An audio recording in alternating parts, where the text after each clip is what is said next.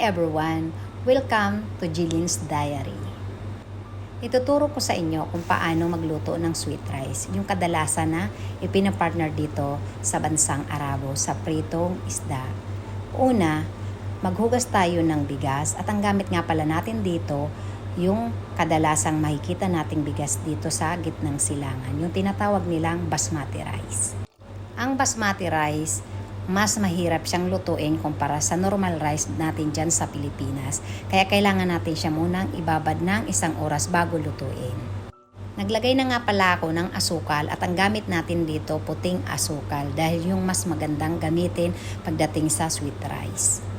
At kung mapapansin nyo guys, kailangan i-cover natin yung pinaka ilalim ng kaldero at yung apoy nga pala natin dito mahinang mahina dahil po pwede siyang masunog.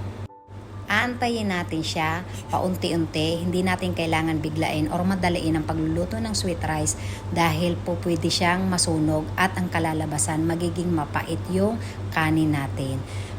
Ayan, ganyan dapat, dahan-dahan lang yung apoy at gat maaari, ikot-ikotin natin yung kaldero nang sa ganun hindi siya magdikit-dikit dun sa pinakailalim ng kaldero. At ayan na nga, konti na lang matutunaw na ang ating caramelize at pwede na tayo mag-start doon sa pagluluto ng kanin. Konting paalala mga kapatid, kung magluluto tayo ng ganitong klaseng kanin, iwasan po natin gumamit ng plastic lalo na pagdating dito sa pagkakaramelize. Make sure din po na nakatakip yung ating kaldero bago tayo maglagay ng tubig at ang kailangang ilagay nating tubig dito, mainit po na tubig, wag po tayong gagamit ng normal water. Habang inaantay nga nating kumulo, sinigurado ko talagang wala ng buo-buong asukal sa ilalim bago ko ilinagay yung bigas.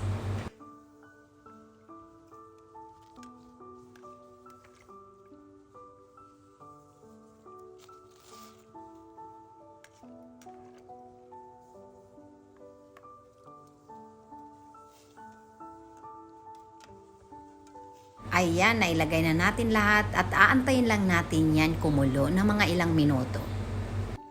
Dito nga pala sa pagluluto ng sweet rice or minatamis na kanin, may mapapansin tayong kakaiba kumpara dun sa normal rice. Dahil ang normal rice, madali lang din naman siyang lutuin. Ito, medyo may katagalan ng konti. Dahil nga siguro sa tubig na ginamit natin na may asukal. Ang ginagawa ko, titikman ko siya maya't maya kung pwede na ba or papakuluan ko pa siya ng konti. Kakailanganin nga rin pala natin ng strainer dito at maglagay tayo ng bowl doon sa ilalim para masala natin yung pinaka-juice niya dahil yun din ang gagamitin natin pang tubig dito sa kanin.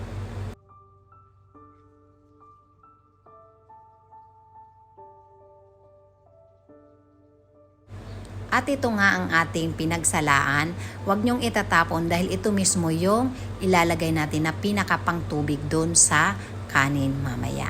Naglagay nga pala ako ng kunting onion oil.